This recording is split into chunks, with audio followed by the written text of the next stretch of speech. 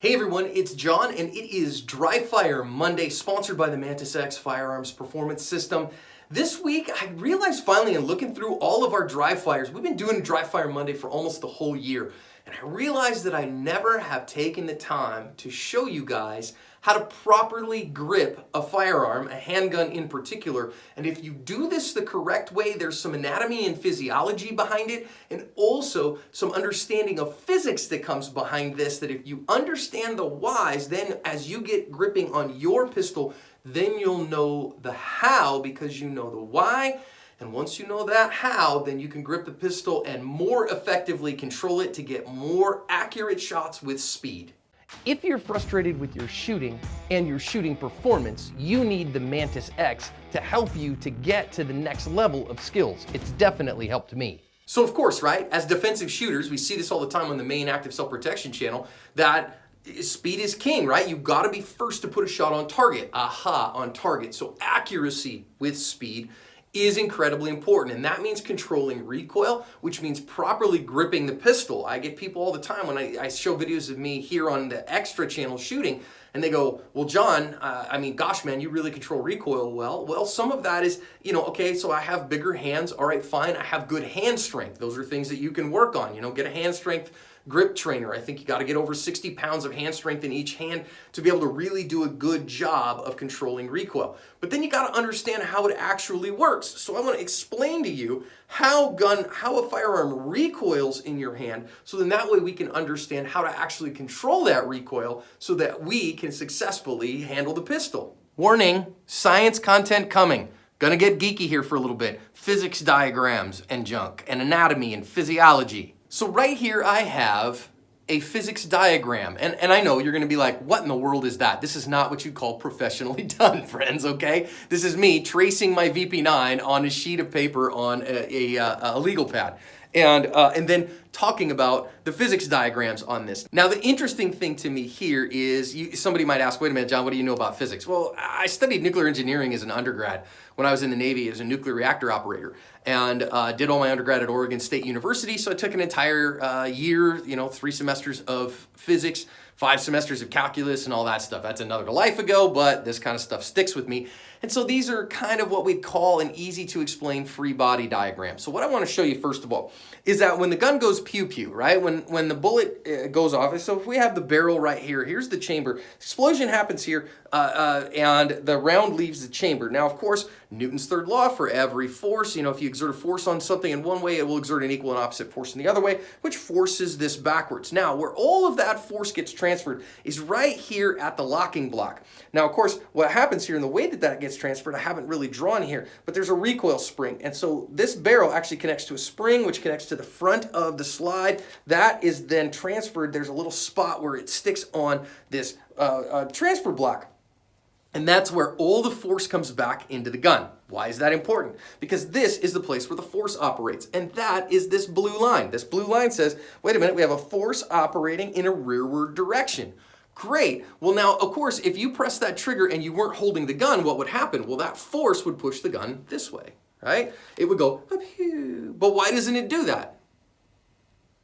Because you're holding the gun, right? Of course, because you're holding it. So here's what happens, is that what that does is that pushes here against your hand, and your hand is holding the gun up here on the tang. Now let's think about that for a minute. So what that kind of means, if I'm holding the real gun here, is that I'm holding up here on it, and so this little back strap is where that force, which is coming through right here, is going through the gun, is going to impact. Now, of course, if I could, I would hold the gun like this, because then what would happen is that there wouldn't be any of this torque, because what happens is that this is higher than my average place of holding on to the gun, and therefore it creates a torque, which moves this way. If I could hold the gun real high like this and just shoot it this way, I wouldn't get that torque. It would just push straight back into my hand. Fortunately, we haven't designed that gun yet. So back to our diagram. What we have here is the forces acting here, and the counter force is acting here. Now I notice I kind of put a bit here, because where this force operates, if we're looking at a free body diagram, it's kind of dependent on how high I grip and the composite of it. But I just put it here for the sake of the time being. And you see here how much torque this thing generates. Torque is equal to the force which is applied times the radius of its application times the sine of the angle between them. So if the angle between them is 90 degrees, then you get a high torque. If it is 0 degrees, you get no torque, and that's for you physics guys, that's what a sine wave does. Okay, fine. Now what we've got here is that the gun design itself will decide what the angle is between my hand unless I push my hand further down. So if I don't get a high tang grip, I get more torque. And that's why we always say grip the gun nice and high. So if I have the gun grip down here like this and I press the trigger, then my force is being applied down here. I have longer and I have a deeper angle. So I'm closer to 90 degrees, more torque generated. If I get up real high like this, it moves my effective place of holding the gun higher, and therefore it gives me less of an angle for that torque and also a shorter radius. That's why we say all the time when I'm gonna grip the gun, I grip it as high as I can. I smoosh all of the meat that I possibly can down into that gun. So I want to get higher on the gun if I possibly can, to grip it as high as possible, because in a physics sense that decreases the angle that the torque equation gets, and it also decreases the radius, which means less torque, which means the gun is going to buck less. It's just physics, guys. Now let's think about what keeps it from torquing. So okay, wait a minute. Now I do have this beaver tail here that'll kind of dig in a little bit, but it's not super pronounced there. That's not a big force. What really happens when the gun starts to torque this way is then what I'm doing is I'm using these fingers around the front strap to keep that from happening, right? So whether I'm doing two hands or one hand, whatever, when that gun goes off, it's going to want to rotate around that axis here where the force is applied. It's going to try to come this way. And I keep that from doing that with these fingers. If I didn't have these fingers on the gun, it would roll right back around and into me, right? But we have that here. So let's look at our free body diagram again. Okay, now we have a force that's operating from this grip here, right? So I am pressing here. This is where the gun, when I'm pressing back here, is going to actually rotate around. So there's where that force is. And now I am gripping it on the front strap. Again, my torque equation, the torque is equal to, the amount of torque I generate is equal to the force times the radius times the sine of the angle between them. Okay, fine. Now let's think about this. What I've got here is I have this fixed place where it's coming through because that's how I've gripped the gun. But I've got multiple different angles. If I'm focused on gripping the gun way up high like this, then I have a shorter radius and I have a smaller angle, which gives me a little bit less ability to generate torque. Now this is just a little bit counterintuitive, but the gun is going to be moving. I actually want to generate as much counter torque, is what they call that here, as I possibly can, because the more counter torque that I can generate here, then the faster the gun is going to stop rising and come back to the place that I want it. So all this discussion of locked wrists and things like that, it's really about generating pressure, force, amount of force that I can generate right here in the grip to keep that from moving. That's really what we're talking about. Here's where it really boils down. I want a longer radius if I possibly can, and I want a higher angle, which means I actually want to focus my grip down here at the bottom, the lower that I can grip. Now, of course, I wanted less torque, so I wanted to grip the gun as high as I possibly can, but then when I actually grip the gun, I want to focus on gripping it as low as I can. Now, how do those things work together? Pretty simple. What I do here is focus on getting as high tang a grip as I possibly can on the gun, and then when it comes time to actually grip the gun, really focus on gripping it with my pinky. I want to focus on gripping it with these bottom fingers as best I can, because the more I grip it here with this middle finger, because again, the angle and the radius is smaller, I get less counter torque with that. A longer lever here, and again, the ability to generate force here gives me better recoil control. Okay, another little anatomy, physiology, and kinesiology lesson. Okay, so now we're talking about our firing hand. One of the things that we did when we talked about the trigger press is the fact that we want to utilize a tendon here. We wanted to use the Extensor Digitorum superficialis because that will give us a better, more linear, straight back trigger press than using the profundus. Okay, fine. Now let's talk about these muscles in the hand, because what happens here is that the tendons run down into muscles in your forearm. And the muscles down here in the forearm called the Extensor Digitorum. Now the interesting thing, and you can see this here in the picture that I'm going to put up, is you have the Extensor Digitorum really is a strands of a muscle that's all the same muscle that does your index, your middle, and your ring finger. They're all in the same muscle, but your pinky finger actually has its own, the Extensor Digitorum minimi. It has its own muscle that it goes through. So these three all the same. So if I grip these two fingers on the pistol, that is necessarily going to move this trigger finger. And when I move this, then guess what? It is going to move these. So that's when we start talking about milking grips and those kind of things. A lot of times it's these two fingers. However, the pinky finger has its own muscle, and so it can operate independently of these three.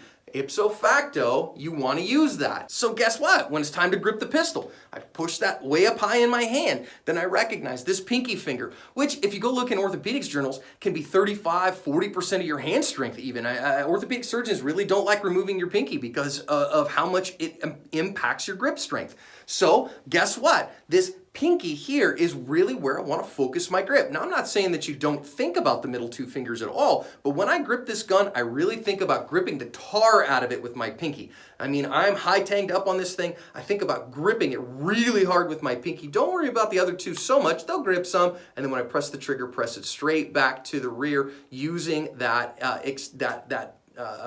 superficialis tendon.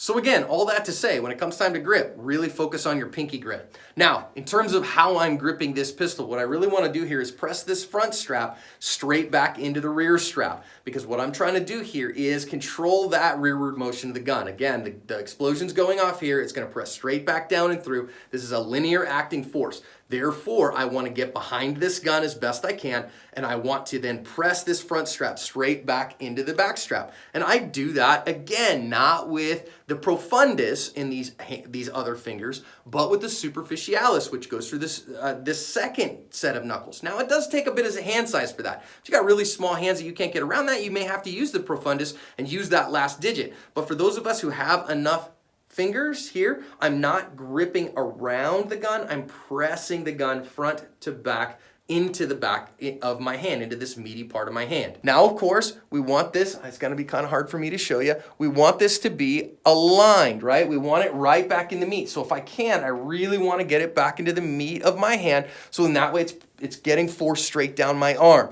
So now I'm really thinking about that first hand grip. Now, a lot of people are gonna think, now hold on a second, John, but when I shoot the gun, especially if I shoot the gun one-handed, right? So if I'm here and I shoot the gun one-handed, it doesn't go bloop, bloop, straight up and down. It tends to go this way. So here I am, I'm left-handed, so that means up and right. If you're a right-handed shooter and you've got the gun up here, it tends to go up and left. Why? Well, it's going away from its unsupported side, so again, let's talk about the physics. Back to Newton's third law, again, every force equal and opposite reaction. So again, if I am exerting a force, so if I have a spent case ejecting out here, that is going to send a little bit of force in the other direction.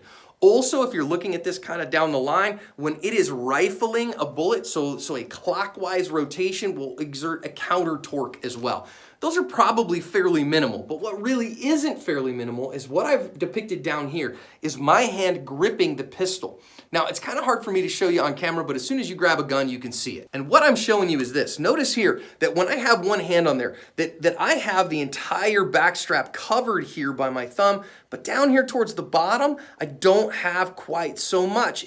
My hand's not wrapped all the way around. Plus I have some really humongo, meaty bits down here. And I know some folks who do have that, and I have big hands. But what generally happens is we have less and less and less of the back strap down here on the bottom to deal with. And so what that means is that this force being applied down here then has to go somewhere. So all down here, I get it with the grip pressure, and because I'm pressing back, it stops that. But I have a little bit of leakage here on this side, which leads to that force going out in this direction. And because it's going out in that direction, the gun will tend to move in that unsupported direction. So of course that means for me as a lefty, this unsupported direction, the gun's gonna go that way. For you right-handers, gun's gonna go that way.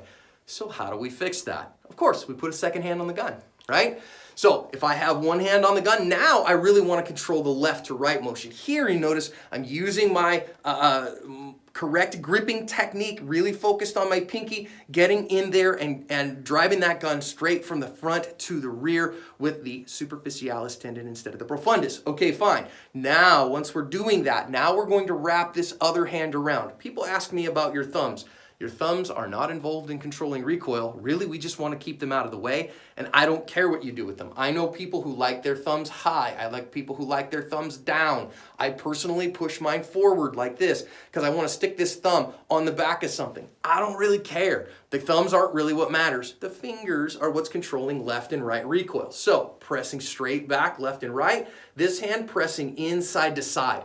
What that's going to do is support this other side, press around, and get a nice firm grip. Remember what we said about the pinky on my firing hand? Just as true on this hand. So much pressure here, so much of my grip strength here, and so I want to make sure I get it on the gun. What I see a lot of people do is they'll put these fingers on there and they'll kind of Judy chop, and then this finger gets lost because what we have here is 3 fingers here, so 3 fingers get there, and then this finger gets underneath. Well, if I've lost that, I've lost 35 to 40% of my grip strength.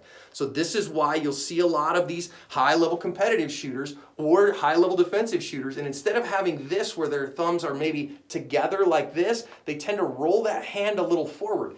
It's not to lock the wrist. It's to get your pinky up on there. It's to get enough real estate. Now for me, that means I can't stick this finger like this. I have to actually roll this forward. See if I can show you that. Roll it forward a little bit so that I can get my pinky on there. Me personally, I like to index my pinky right in that little spot. And so because of that, now I have all of this together and I'm pressing back with my pinkies nice and firmly and hard, pressing back, then I get my shot and I break my shot. No problem. So I'm pressing as much as I can in here with this hand, left to right, and I'm pressing straight back. So now I have the handle of this gun pressed straight back, front to back with my dominant hand, side to side with my support hand. The entire thing is supported. I haven't worried about locking my wrists. I don't really care about that because that's going to be determined by the angle of the grip of the gun and those kind of things. Get a hold of it, put the bumpy things on the target where I want to go, press the trigger straight to the rear.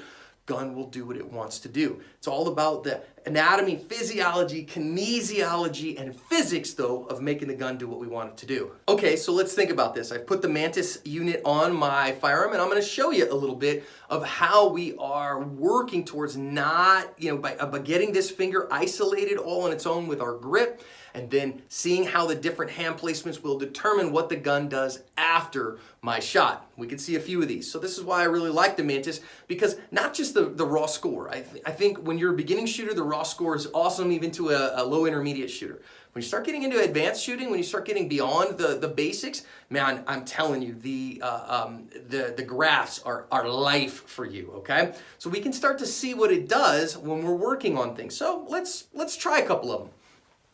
So here we are, we're just in open training, and I'm just going to try a few shots here. I'm not really going to worry about my grip strength at this point. I'm just going to go ahead and do some normal shots here and just kind of feel what it does. Not a bad shot, 90.5, 82.2, a little bit, but it's a little not working real slow, so these things are going to happen. Around 90, great. Those kind of things go, that was a good shot. Okay, so I got a few shots in here. Let's see how we're doing. Now, I will say what I was doing here is that I was kind of thinking through of pressing with my 2 middle fingers here. So let's kind of see what that looks like for me. I got 6 shots here. And the thing that I'm really looking at is in that moment. You see this first shot, I pushed just a little bit to the left on shot number 1. On shot number 2, I actually went up and left a little bit. That's the red line as we came in. Shot number 3, that was a really fantastic shot. 92.1, I'm pretty okay with that. Kind of had to come in there in the end, but that's okay. Shot 4, again, pressing left just a little bit, which I tend to do because I kind of tend to pull this way. That's how this all works for me. So you see, I tend to press left just a little bit. That last shot was a pretty darn good one. Now, let's reset. Let's think about gripping with our pinky more than anything else, and then see what that does. Press the trigger straight to the rear. Got it, good shot. Let's do that again. Grip with the pinkies, feel good about that. Another good shot. Grip with the pinkies, really think about that. Grip with that, that was a fantastic shot, obviously. Grip with the pinkies, here we go. We feel decent about that. Grip with the pinkies with everything we have. Okay, we got that. One more, so we have 6 and 6. Okay, let's see what we have on that. So what I'm seeing here immediately on the first shot, on the second shot, the left is still there, but you notice there on the 4th shot, it's gone, right? So I stayed right inside it. 5th shot, same thing, started paying attention, 6th shot, come out of that a little bit. So when I really think about it, guess what, guys? that gets better. Now, let's think about here. So instead of moving it around with my primary hand, let's think about really gripping the gun left to right with the support hand. See how we do with that. So the neat part of the support hand is I don't got to worry about isolating the trigger finger, right? So I can grip the tar out of it with all my fingers, not really sweat it. So let's kind of get a feel. No, I need a striker for that. Okay, so let's just get a feel. Pretty good shot. Let's get a feel for getting how that goes.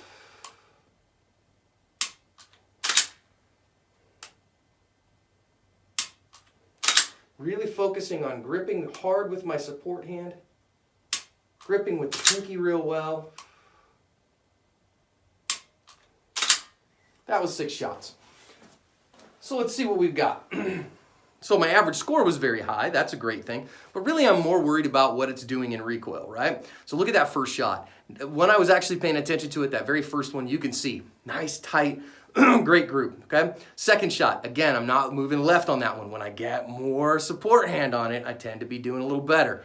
Third shot, you see what we're getting after here. Fourth shot, almost no movement at all with the red, which is exactly what I want. Fifth one, a little bit of leftward movement. Sixth one as well, my concentration started waning a little bit, it would seem. But you can see here, as you guys are looking at this, this kind of thing is really good. So one last plug, guys, if you want to help the shooter in your life to get better with a handgun, this Mantis X, man, it's a useful tool. I've been using it all year, and if you've been watching the channel and watching me shoot live fire, you can see I'm getting better. This is one of the reasons why. Right now they're doing free shipping.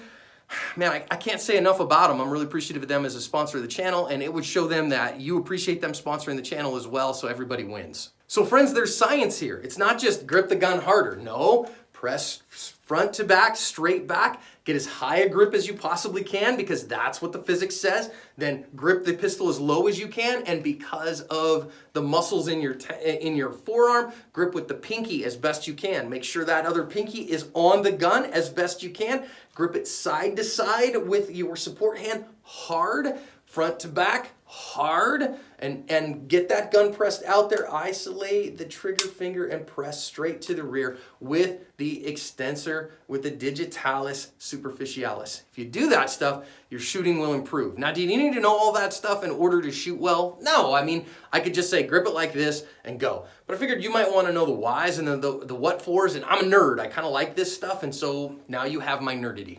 God bless you guys. Have a great day.